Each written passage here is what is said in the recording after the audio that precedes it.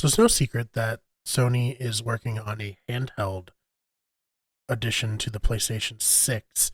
And as with any handheld, it's not going to be able to perform as well as the actual console. So this is coming from Moore's Law, his dad YouTube channel website, as they got a leak about what Sony is doing to push developers into being able to have their games run on the PS6 handheld. So, quote, this week, we, the game dev, received emails from Sony pushing lower power mode hard, almost like they need us to support it directly eventually.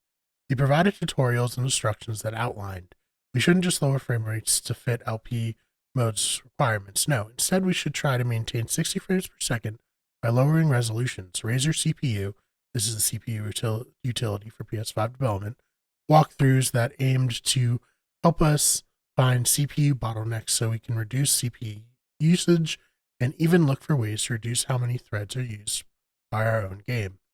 It's become glaringly obvious that low power mode is a Trojan horse for getting PS6 handheld support ready before launch, and they honestly seemed a bit annoyed at how few devs directly support it so far.